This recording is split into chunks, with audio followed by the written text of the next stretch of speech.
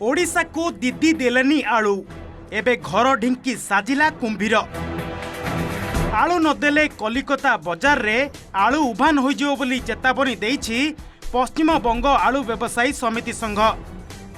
खाली एतिकी नुहे आलू रप्तानी बंद होइथिबा दुई राज्य मध्यरे आलू विवादर शीघ्र समाधान न हेले आगकू संघ कलिकता समेत पूरा देशर अन्य राज्य को आलू रप्तानी करिबो नाही, जाकू नै एबे चिंतारे ममता सरकार। तो 14 तारिखे আমরা মিটিং এ বসার পর আমাদের যেটা আলোচনা হয়েছে আমরা আরো একবার সিএম কে এবং বিভিন্ন দপ্তরে আর একবার রিমাইন্ডার চিঠি দিলাম। তো দেবার পর সেক্ষেত্রে যদি সমাধান শনি রবিবারের মধ্যে না হয় তাহলে আমরা আগামী সোমবার থেকে আমাদের ব্যবসাটা এমনিই করতে পারবো না। সারা রাজ্যে যেটা ব্যবসা সরবরাহ করি আলু ঢালাই বাছাই এবং বিভিন্ন জায়গায় সরবরাহ করি সেই কাজটা বন্ধ থাকবে।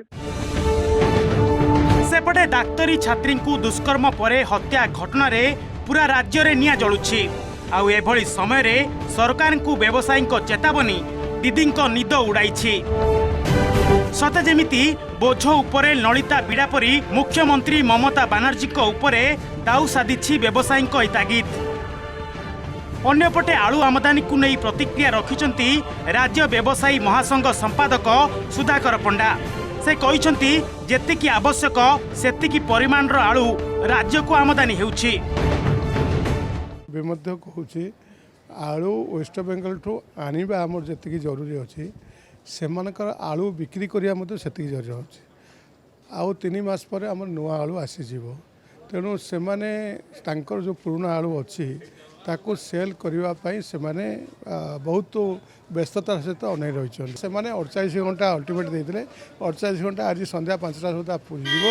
जदि सेमाने न करंती तार काली ठारू तांक पाखे इवेन वेस्ट बेंगल में आलू मिलिबो नाही।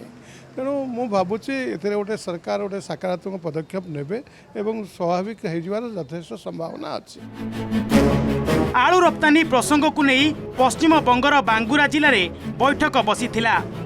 राज्यर 250 जन आलू व्यवसायी बैठक में सामिल होइथिले।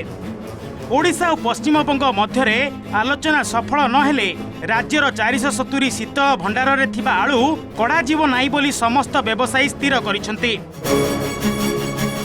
पश्चिम बंगर विभिन्न शीतल भंडार रे एबे 8 कोटी 69 लाख बस्ता आलू गच्छित रहिछि। जदि ममता सरकार एक घटनार स्थायी समाधान न करंती संघ पक्षरु कड़ा पदक्षेप चेतावनी दिया जाइछि। Bureau report OTV।